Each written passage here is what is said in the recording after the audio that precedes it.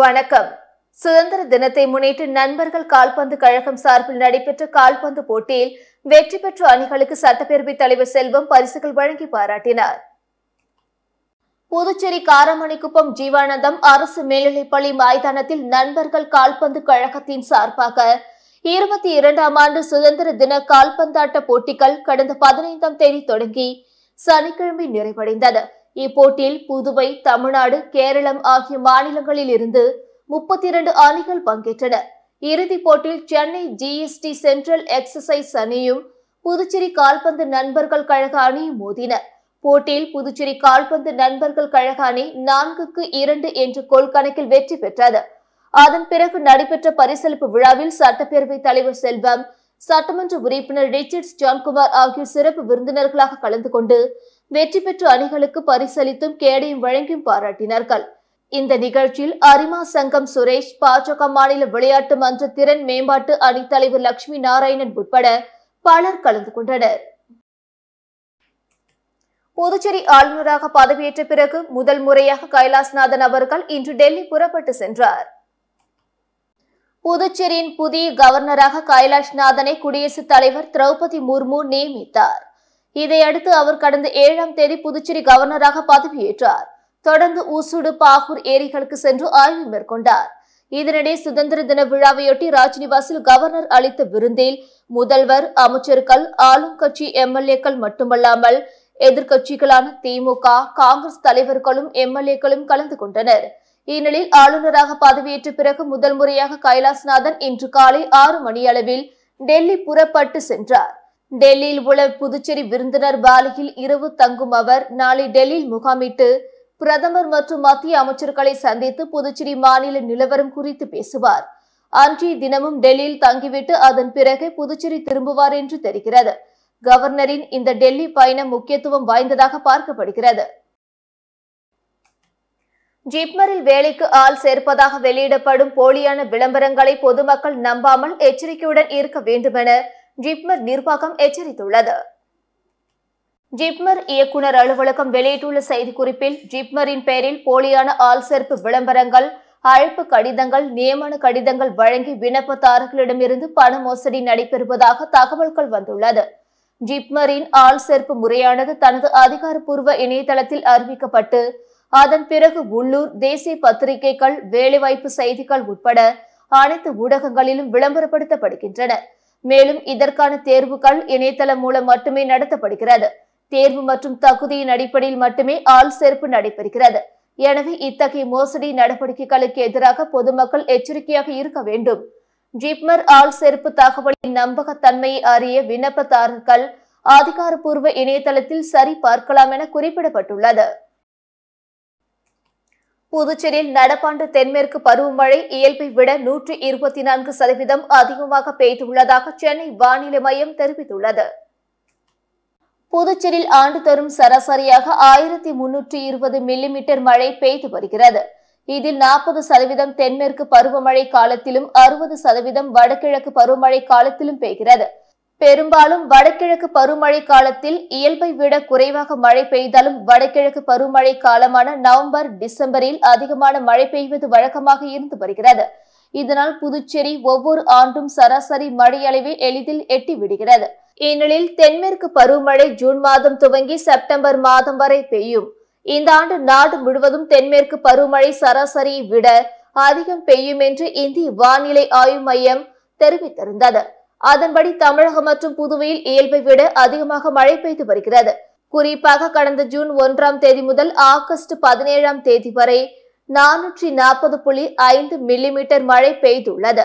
இந்த காலகட்டத்தில் 196.3 மில்லிமீட்டர் மழை பெய்திருக்க வேண்டும். ஆனால் இயல்பை விட கூடுதலாக 124% அதிகமாக பெய்துள்ளது. அதாவது இயல்பை விட 244.2 மில்லிமீட்டர் மழை கொட்டி தீர்த்துள்ளது. நடப்பாண்டுக்கான தென்மேற்கு பருவமழை சீசன் முடி இன்னும் 1.5 மாதங்கள் உள்ளது. இந்நிலையில் நடப்பு சீசனுக்கான சராசரி மழை அளவை விரைவில் எட்டுவதுடன் இயல்பை விட 104% அதிகமாக இருக்கும் என்று எதிர்பார்க்கப்படுகிறது. இதற்கிடையே புதுவையில் பகல் நேரங்களில் வெயிலின் தாக்கம் அதிகமாக இருந்தாலும் அவ்வப்போது இரவு நேரங்களில் பரவலாக மழை பெய்து வருகிறது. அந்த வகையில் நேற்று முன்தினம் இரவு கூட 1.5 மில்லிமீட்டர் மழை பெய்தது. இது தொடர்பாக சென்னை வானிலை மையம் வெளியிட்டுள்ள செய்திக்குறிப்பில் தமிழக பகுதிகளின் மேல் நிலவும் வளிமண்டல கீழடுக்கு சுழற்சி காரணமாக 18ஆம் தேதி முதல் 23ஆம் தேதி வரை தமிழகத்தில் ஒரு சில இடங்களிலும் புதுச்சேரி மற்றும் காரைக்காலில் இடி மின்னலுடன் கூடிய லேசானது முதல் மிதமான மழை பெய்யக்கூடும் என்று தெரிவிக்கப்பட்டுள்ளது. புதுச்சேரி அரசு அலுவலகங்களில் சூரிய மின்சக்தி உற்பத்தியை துவக்க துணைநிலை ஆளுநர் கைலாஷ்நாதன் உத்தரவிட்டுள்ளார்.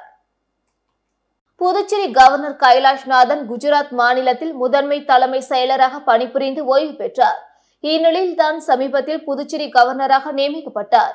குஜராத்தை பொறுத்தவரை சோலார் மின் உற்பத்தியில் மின்மிகை மாநிலமாக உள்ளது. நாட்டிலே புதுப்பிக்கத்தக்க மின் உற்பத்தி திறனில் குஜராத் முன்னிலையில் இருக்க முக்கிய காரணமாக விளங்கியவர் கவர்னர் கைலாஷ்நாதன். இந்நிலையில் அவர் தற்பொழுது புதுச்சேரியில் சூரிய மின்சக்தி உற்பத்தி அதிகரிக்க நடவடிக்கை மேற்கொண்டுள்ளார். இங்குள்ள அனைத்து அரசு அலுவலகங்களிலும் சூரிய சக்தி மின் உற்பத்தியை துவக்க உத்தரவிட்டுள்ளார். இதைத் தொடர்ந்து இது சம்பந்தமான விரிவான திட்ட மதிப்பீடு அறிக்கையை தயாரிக்கும் பணியை மின் அதிகாரிகள் மேற்கொண்டு வருகின்றனர். இதையடுத்து அனைத்து அரசு அலுவலக கட்டடங்களில் சூரிய சக்தி மின் உற்பத்தி விரைவில் துவங்க உள்ளது. இதற்கான அனைத்து பணிகளும் தற்பொழுது தீவிரமாக மேற்கொள்ளப்பட்டு வருகின்றன. காரைக்காலில் விநாயகர் சதுர்த்தியை முன்னிட்டு 6 அடி முதல் 12 அடி வரை தயாரிக்கப்பட்டுள்ள விநாயகர் சிலைகளின் விற்பனை சூடு பிடித்துள்ளது. செப்டம்பர் 7ஆம் தேதி விநாயகர் சதுர்த்தி நாடு முழுவதும் கொண்டாடப்பட உள்ள நிலையில் காரைக்காலை அடுத்துள்ள நிறைவி பகுதியில் விநாயகர் சிலைகள் செய்யும் பணி தீவிரமாக நடைபெற்று வருகிறது. இங்கு 3 அடி முதல் 12 அடி வரையிலான விநாயகர் சிலைகள் தயாரிக்கப்பட்டு விற்பனை செய்யப்பட்டு வருகிறது. பல்வேறு விதமான வண்ணங்களில் பல வடிவங்களில் செய்யப்பட்டுள்ள விதவிதமான விநாயகர் சிலைகள் காண்பவரை கவர்ந்திருக்கிறது. மேலும் சிலைகளை தண்ணீரில் கரைக்கும் போது மாசு ஏற்படுவதை தவிர்க்க குச்சி மற்றும் கிழங்கு மாவு கொண்டு இந்த விநாயகர் சிலைகள் தயாரிக்கப்பட்டுள்ளன. கடந்த 3 மாதமாக 500க்கும் மேற்பட்ட விநாயகர் சிலைகள் தயாரித்து விற்பனைக்கு வைக்கப்பட்டுள்ளதால் விநாயகர் சிலையை காணவும் அதனை வாங்கி செல்லவும் ஏராளமானோர் நிறைவி பகுதிக்கு வந்து செல்கின்றனர். புதுச்சேரியில் நுண்கலை நிகழ்கலை படிப்புகளுக்கு நாளை நேரடி கலந்தாய்வு நடைபெற உள்ளதாக அறிவிக்கப்பட்டுள்ளது. இது தொடர்பாக புதுச்சேரி சென்டாக் ஒருங்கிணைப்பாளர் அமன் சர்மா வெளியிட்டுள்ள செய்திக்குறிப்பில் அரியாங்குப்பம் பாரதியார் பல்கலைக்கூடத்தில் உள்ள பிபிஏ நிகழ்கலை, பிஎஃப்ஏ நுண்கலை படிப்புகளில் காலியாக உள்ள இடங்களை நிரப்புவதற்கான 2ஆம் சுற்று நேரடி கலந்தாய்வு நாளை 19ஆம் தேதி 10:30 மணிக்கு காமராஜர் மணிமண்டப வளாகத்தில் உள்ள சென்டாக் அலுவலகத்தில் நடக்கிறது. இது தொடர்பாக மாணவர்களுக்கு SMS அனுப்பப்பட்டுள்ளது. மேலும் விவரங்களுக்கு சென்டாக் இணையதளத்தை பார்க்க வேண்டும். காலை 10:30 மணிக்கு சென்டாக்கில் விண்ணப்பித்த புதுச்சேரி மற்றும் பிற மாநிலத்தை சேர்ந்த மாணவர்களுக்கும் 11:30 மணிக்கு சென்டாக்கில் விண்ணப்பிக்காத புதுச்சேரி மாணவர்களுக்கும் கலந்தாய்வு நடக்கிறது. மதியம் 12 மணிக்கு காலியாக உள்ள இடங்களுக்கு சென்டாக்கில் விண்ணப்பித்த பிற மாநில மாணவர்களுக்கும் மதியம் 1 மணிக்கு சென்டாக்கில் விண்ணப்பிக்காத பிற மாநில மாணவர்களுக்கும் கலந்தாய்வு நடைபெறும். இக்கலந்தாய்வுக்கு வருவதற்கு முன்பு காலியாக உள்ள இடங்கள் குறித்த விவரங்களை சென்டாக் இணையதளத்தில் மாணவர்கள் பார்த்து தெரிந்து கொள்ள வேண்டும். கலந்தாய்வுக்கு திட்டமிடப்பட்ட நேரத்திற்கு 30 நிமிடங்களுக்கு முன்பாக மட்டுமே மாணவர்கள் உள்ளே அனுமதிக்கப்படுவார்கள். கலந்தாய்வுக்கு வரும்போது விண்ணப்ப படிவத்தின் நகல், +2 மதிப்பெண் சான்றிதழ், புதுப்பிக்கப்பட்ட ஜாதி மற்றும் குடியிருப்பு சான்றிதழ் ஆகியவற்றை கொண்டு வர வேண்டும் என்று அவர் கூறியுள்ளார். விடுதலை சிறுத்தைகள் கட்சியின் தலைவர் திருமாவளவன் பிறந்தநாளையொட்டி காரைக்காலில் பட்டாசு வெடித்து இனிப்புகள் வழங்கி கொண்டாடப்பட்டது. விடுதலை சிறுத்தைகள் கட்சியின் தலைவர் திருமாவளவனின் 62வது பிறந்த நாள் காரைக்கால் மாவட்ட விடுதலை சிறுத்தைகள் கட்சியின் சார்பில் சிறப்பாக கொண்டாடப்பட்டது. இதன் ஒரு பகுதியாக நிறைவி பகுதியில் உள்ள ONGC தொல்காப்பியர் தொழிலாளர் விடுதலை முன்னணி சார்பில் நடைபெற்ற நிகழ்ச்சியில் தலைமை நிலைய செயலாளர் செல்வ சுந்தரம், மாநில செய்தி தொடர்பாளர் பாரிவேந்தன் ஆகியோர் தொழிற்சங்க கொடியினை ஏற்றி வைத்தனர். தொல்காப்பியர் தொழிலாளர் விடுதலை முன்னணி தலைவர் பாரதி வேலு, செயலாளர் தனராஜ், பொருளாளர் சிவகுமார் உள்ளிட்ட தொழிற்சங்க நிர்வாகிகள் கலந்து கொண்ட நிகழ்ச்சியில் பட்டாசு வெடித்து இனிப்புகள் வழங்கப்பட்டது. முன்னதாக நிறைவி திருப்பட்டினம் தொகுதி விடுதலை சிறுத்தைகள் கட்சி சார்பில் திருப்பட்டினம் கடைவீதியில் பட்டாசு வெடித்தும் இனிப்புகள் வழங்கியும் கொண்டாடப்பட்டது. இத்துடன் செய்திகள் நிறைவடைந்தன. வணக்கம்.